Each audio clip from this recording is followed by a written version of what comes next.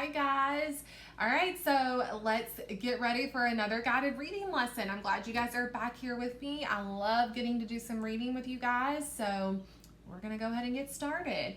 So this week we are reading a book called Little Night Runs Away, and we'll talk more about what that's going to be about in just a little bit, but I think you guys are really going to enjoy the story, and then we'll do some writing.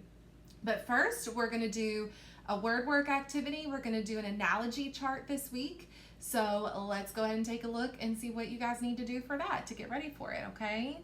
All right, let's get started. All right, you guys, so let's get ready for our analogy chart. So I want you, just like we've done before, I want you to go ahead and draw a T chart. So that's what that looks like, what you're seeing right here. So it just looks like a lowercase t. That's what we call a T chart. And then you're going to write the words car and fur on either side. So we're going to work with those hunks and chunks that you see that you've probably already noticed in those words, okay? So go ahead and get that ready. Press the pause button if you need to, and then when you're ready, press play and we'll get started. Okay, you all ready? We're going to start our word work lesson, and I'm really excited to do an analogy chart with you guys. So remember, every time we do an analogy chart, it's because we want to work on those hunks and chunks that we've practiced, or any kind of pattern that we see in a word. Like one time it wasn't a hunk and chunk, we did the silent E on the end. But a lot of times it is a hunk and chunk. And so this week we're going to work with that AR and the UR hunk and chunk. So let's underline the AR and the UR. So if you have not done that, go ahead and do that with your words car and fur, okay? And that's what we're going to be listening for, are those hunks and chunks that we hear. But before we get going with our words, let's remind ourselves what sound those hunks and chunks make. So the AR hunk and chunk makes what sound? Car, car. C-A-R-U, stick your hand in a jar of stars. A-R, R-R-R. A-R, R-R-R. Very good, you guys. The reason we put our hand over our eye is like it's a patch. And who a lot of times wears a patch over their eye? A pirate, right? And they say what? R, R. And that's why we do that. It's like we're a pirate and we're saying R. So what sound does AR make? R. Very good. And then our UR hunk and chunk. So this one's a little trickier because when we do it with our phonics stance and our hunks and chunks, we combine this one with our IR hunk and chunk. We do them together. So it's the same one that goes IR-er, IR-er, then UR-er, UR-er in the middle of a word. And then we do our Hawaii Five-O song. We're not going to do that today, but normally we would. So what sound does that UR make? UR-er, the sound. Very good. All right, so let's get started. Remember, I'm going to give you a word, and I'm going to try to put it in a sentence, and I want you to really listen for what sound do you hear in that word. Do you hear A-R-R, or do you hear U-R-er? These are kind of similar, so you kind of really got to stretch it out and listen for it, okay? All right, our first word is started. Started. So like I started learning how to play the piano. Everybody say started. Good. So what sound do you hear in the middle of started? Do we hear A-R-R or U-R-er? We hear A-R-R, right?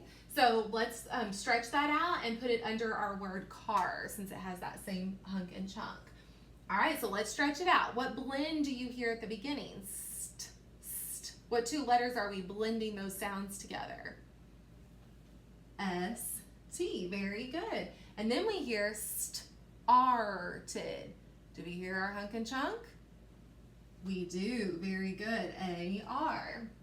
And then we hear started. Started. What do we hear after the R? Start. The T sound. Very good.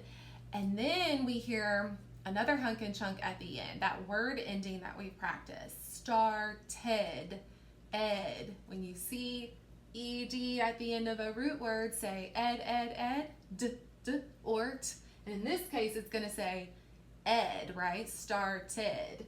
So we're going to put an ED on the end. Very good. We're going to just underline the AR hunk and chunk because that's the one that we're practicing. But there is another hunk and chunk in there, but we're not going to underline it because we just want to focus on that AR hunk and chunk, okay? All right, so make sure you have started spelled STARTED. All right, let's do another word. Remember, if I'm moving too fast at all, you could always press pause and then just pick right back up whenever you're ready. All right, our next word is curly. Curly. Like, I really wish I had curly hair. Everybody say curly. Good. So what sound do you hear? Do you hear A-R-R or do we hear U-R-R? Early. We hear the sound. Very good. What hunk and chunk makes the sound? U-R. Very good. So let's write it under our word fur and let's stretch it out. What sound do you hear first? Curly. We hear the sound. There's two letters that can make that sound. So hopefully you either said C or K, but in this case, it's going to be the C. So that's how we spell curly. It starts with a C. Then we hear early. What do we hear our hunk and chunk? We do. So we're going to write U-R, and then listen, curly, curly. What do we hear after the curl. We hear the L sound. Very good. And then we hear, this is a little tricky, curl-E. What sound do we hear? We hear the E sound, but guess what? It's not an E. What letter can sometimes be a vowel, can sometimes make a vowel sound like I or E? Do you know? If you don't, that's okay. That's why we're talking about it. What letter can sometimes make that I or E sound? The Y. Yeah, so in this case, it says that E sound, but it's actually a Y on the end. I know it seems really silly, but always remember that a Y can sometimes make that I or that E sound. All right, so make sure you spelled curly, C-U-R-L-Y, and then don't forget to underline your U-R hunk and chunk, okay? So you can see what sound is there in the middle. All right, we're gonna make this a little bit shorter this week, so we're just gonna do a couple more words, okay? So let's do two more. Our next word is church. Church. Like, I really like to go to my church every week. Church. So everybody say church. Good. All right, so what sound do you hear in the middle? Do you hear A-R-R or do you hear U-R-R? Urge. We hear U-R, that sound. Very good. So let's write it under our word curly and let's stretch that out. I hear a hunk and chunk at the beginning of that word. Do you all hear it? Ch-ch. What hunk and chunk do we have at the beginning of church? The C-H, C-H, ch-ch-ch. Very good. So we're going to start with ch-ch, that C-H hunk and chunk. In fact, this whole word is made up of hunks and chunks. It's just all hunks and chunks in this word. So it's kind of cool. Then we hear ch-urge. What do we hear after the ch-ch sound? We hear our U-R hunk and chunk. Very good. The sound. And then what do we hear again at the end? Ch-urge. We hear our C-H hunk and chunk again. Very good. So we spelled church, C-H-U-R-C-H. Very good. Don't forget to underline that U-R, that hunk and chunk there in the middle, okay? All right, let's do one more word. Our next word is charming. Charming. Like, my dad was so charming when he gave my mom roses. Everybody say charming. It means like to make yourself very likable, like people like you a lot. You're very charming. A lot of times you can be that way even with just what you say. Like if what you say is very likable and people like it, then you might say that person is charming. So let's see. What sound do we hear? Charming. Do we hear A-R-R or U-R-urge? are mean. We hear our AR hunk and chunk, that R sound. Very good. All right, let's stretch it out and let's write it under that AR hunk and chunk. You ready? So again, what hunk and chunk do we hear at the beginning? Ch, ch. Our CH hunk and chunk. Very good. CH, ch, ch, ch. Very good. Then we hear ch, are mean. What sound do we hear after the CH? R, which is what hunk and chunk? The AR hunk and chunk. Very good. Ch, R, what sound do we hear after the R sound? Ch, arming. We hear the M sound. Very good. Ch, arming. Let me make sure those aren't connected. There we go. So CHRM, and then we hear another hunk and chunk at the end. This word is almost made up of all hunks and chunks. What do we hear? Ch, arming. ING, ing, right? ING, ing. That word ending. Very good. So make sure you have for charming CHARMING. And then don't forget to underline that AR hunk and chunk. Very good, you guys. All right, so let's go back over what sound each of those hunks and chunks make. You ready? AR says what? R. Very good. And UR says Good. So AR, and UR. Good job. They're similar, but they are different. So hopefully when you guys are writing, when you're stretching out words, that this will help you remember those hunks and chunks. And if you already knew them, that's okay. It's always okay to go back and kind of review things and just make sure that you understand it and you make sure that you remember it. I even have to do that a lot of times. I have to go back over things that maybe I'd already learned and I thought I knew, but it never hurts to go back and practice it again. It just makes me even stronger with that. So good job, you guys, and let's go ahead and take a break if you need to, and then we'll get started with our book.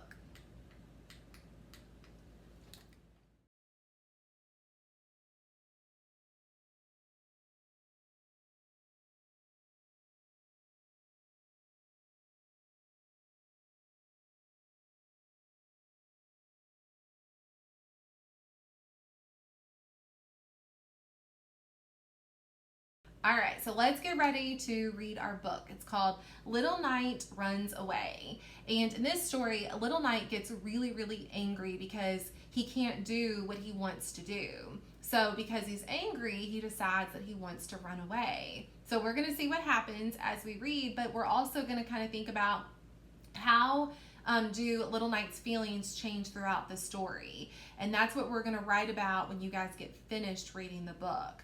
So just like we've done before, remember, strong writers and readers will always write about what they, not always, but a lot of times they'll write about what they read after they get done reading. So that's what we're going to do.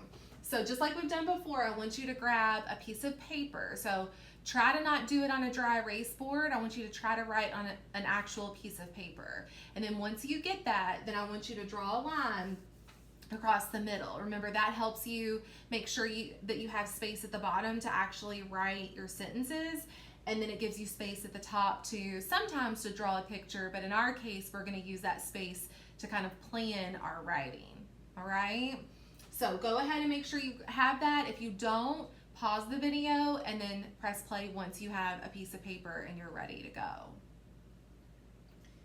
All right, so hopefully you have a piece of paper, and once you've drawn that line, what I want you to do is I want you to draw this chart up here. So all you have to do is just draw 2 vertical lines going up and down, and then you're going to draw 1 horizontal line going all the way across, okay? It's pretty easy. So make sure you draw this beginning, middle, and end chart. So 2 lines going down and then 1 line going across. And remember, if you ever need time to do this and I'm moving too fast, just press pause. And then once you have that, then I want you to make sure you write your B in the first spot, above that line for beginning, because we're going to look at how does Little Knight feel at the beginning of the story. And then you're going to write an M in the middle, because we're going to talk about how do his feelings change. How does he feel in the middle part of the story? And then you're going to write an E on the last spot for end. So how does he feel at the end of the story? And then once you've done that and you've written those letters, then I want you to go ahead and write these page numbers, just like we've done before, where you're going to stop on these pages and kind of jot down a few notes about whatever it is that we're talking about. So in this case, we're talking about his feelings and how they change. So go ahead and write page 4, and we're going to write down how does he feel after we read page 4, and then you're going to write down page 13 and 14, but you only have to do one of them. If you want to do 2 of them, both of them, that's totally fine, but you only have to stop on either page 13 or page 14.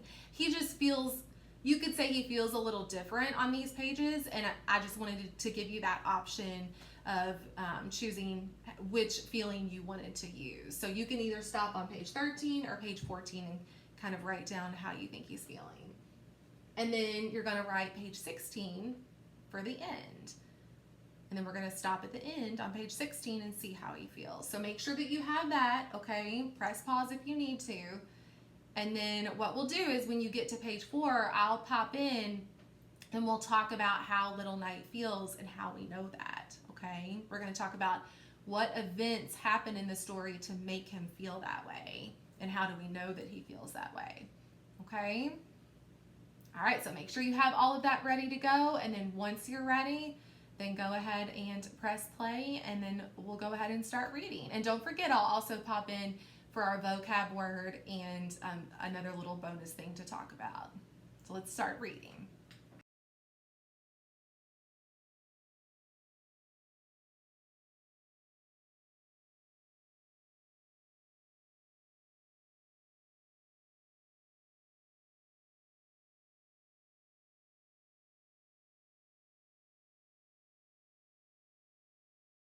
All right, so let's take a look at our vocabulary word that you guys are gonna do your vocabulary organizer with when you get done reading our book and with our lesson today. So if you look right here, you'll see the word scolded. And when we use those context clues to help us figure out what that word means, remember that means that we're looking at the picture and we're reading the text. So if I read the text that's right there around that word, and I read where it says, "Little Knight, look what you've done," Mother Mouse scolded. "You're being naughty. Don't play with your sword in the house." Well, how do you think that she's feeling? I mean, I think she's feeling kind of upset with Little Knight, right? And when you see the exclamation points, it makes it seem like she's not just talking like this, she's talking like, "You're being naughty. Don't play with your sword in the house." So I can just use the text around that word to kind of take a guess that the word scolded means like she's getting on him, right? Because he's being naughty. So she's kind of not necessarily yelling at him, but she's just kind of getting on him because he's not doing what he's supposed to be doing. So remember, when you get to this in Seesaw, make sure that you think about the text that we just talked about and that I just read, and then look at the picture too to see if you can figure out what that word means. I kind of just told you, but see if you can use those context clues to help you figure out what the word scolded means.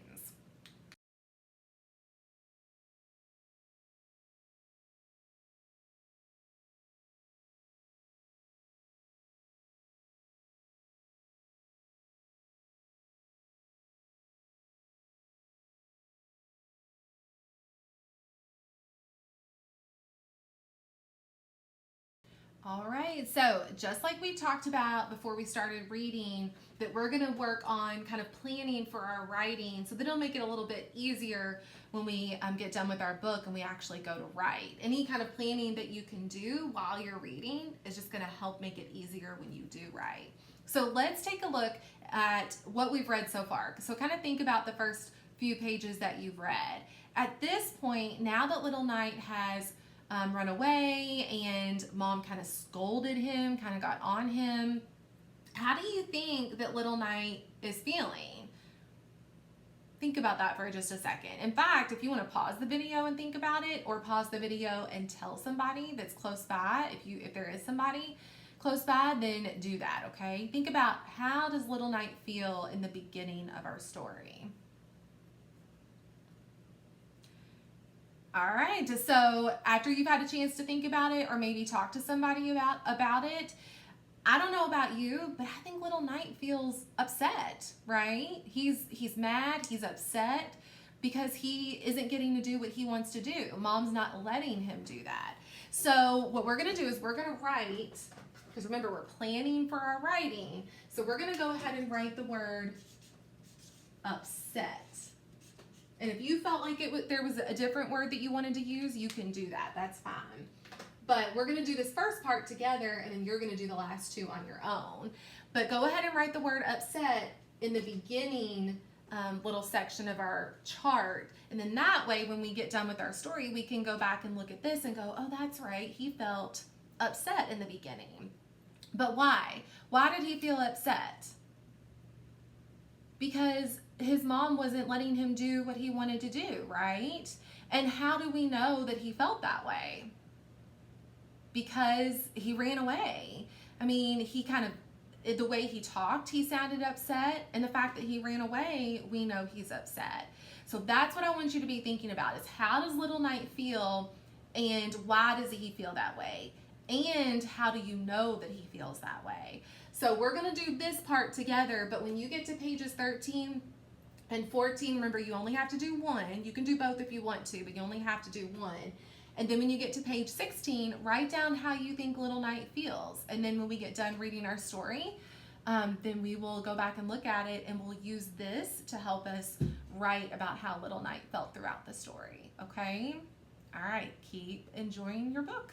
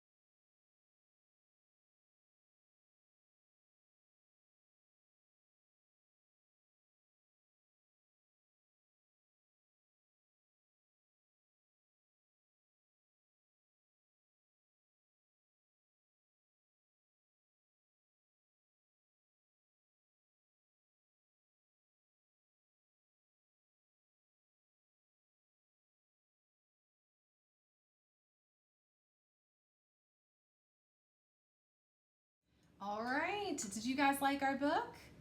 Hopefully you did. I thought it was a cute little book, and a really good book to talk about how our characters' feelings change throughout the story. So let's actually write about it, okay? So hopefully you had a chance in the middle and the end of the story on these pages to write down how Little Knight felt after you read these pages. So in the middle part of the story, how did he feel? And at the end of the story, how did he feel? If you didn't do that, I would go back in the video and do that before you watch the rest of this, okay? But hopefully you had a chance to do that. And we're gonna do the first one together. We're gonna write a couple of sentences, and then I'm gonna kind of help guide you with a sentence starter for your next sentences, okay? All right, so we talked about, after we read page 4, that Little Knight felt upset in the beginning of the story. And we And he felt upset because he wasn't getting to do what he wanted to do. Mom wasn't letting him. So anytime that we're writing about what's happening throughout the story, we want to use those big transition words like in the beginning or in the middle or finally at the end. We want to let the reader who's reading our writing know what we're talking about, what part of the story. So we're going to start our sentence with in the beginning. And we're going to put a comma after that. So in the beginning. And remember, always pause the video if I'm moving too fast, okay? That's the beauty of a recorded lesson, is that you can always pause the video if you need to.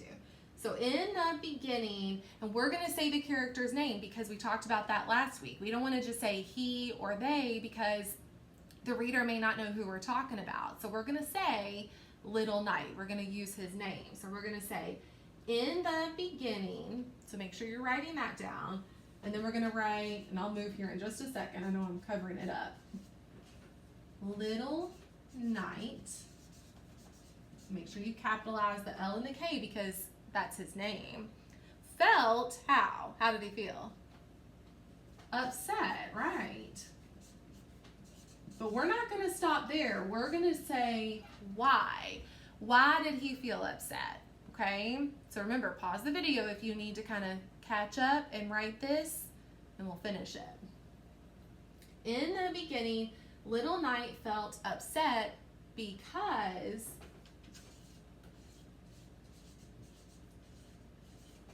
use that big sight word. Because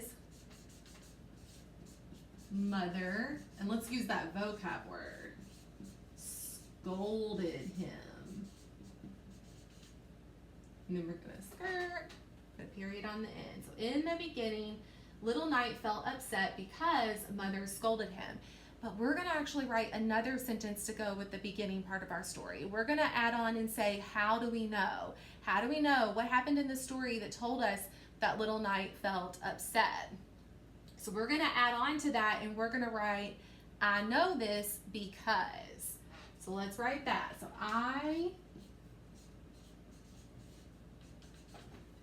know this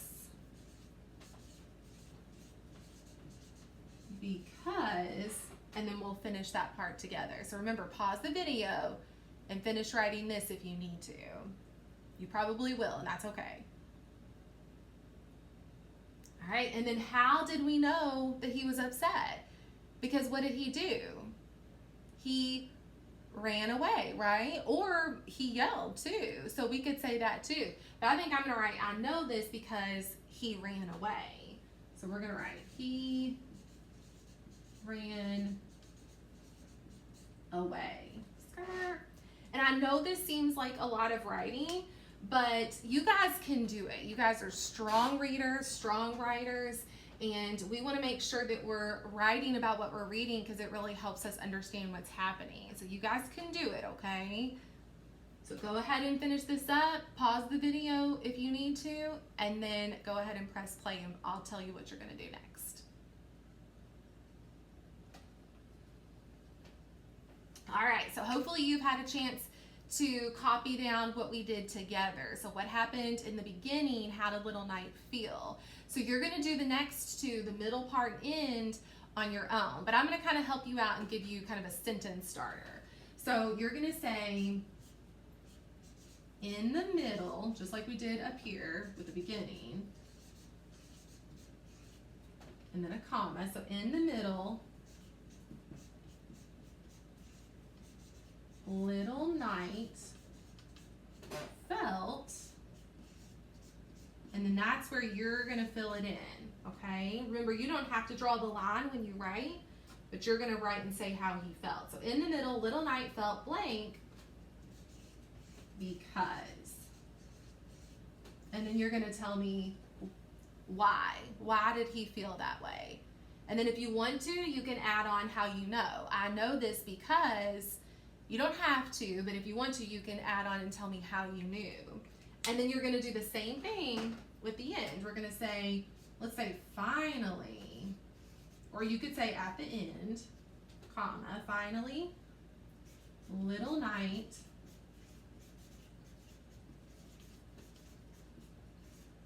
felt blank. That's where you're going to fill it in. And then because, and why did he feel that way? Then you're going to tell me why, okay? I know that was a lot, and I know Miss Bill writes fast, so remember, pause the video if you need to catch up, okay? And then hopefully this will kind of get you started with the last part that you're doing on your own, okay? All right, I know this is a lot, but I promise you guys can do it, okay? It's actually only 4 sentences, and sometimes you guys have been writing 5 sentences. I know it looks like a lot, but that's because we did a lot of it together. And remember, you can always add how you know. You don't have to, but if you want to, that would be a great little bonus thing to add to your writing, okay? You guys did so awesome. I'm so proud of you. And remember, the whole reason that we're doing this is because when we write about what we're reading, it helps us understand what we're reading even better. So in this case, this is gonna help us understand Little Knight a lot better and how his feelings change. And if we understand our character better, it's gonna help us understand our whole story better. And that's the whole point of reading, right? Is to understand what we're reading. You guys did great. I will see you back here next week for another guided reading lesson. Good job.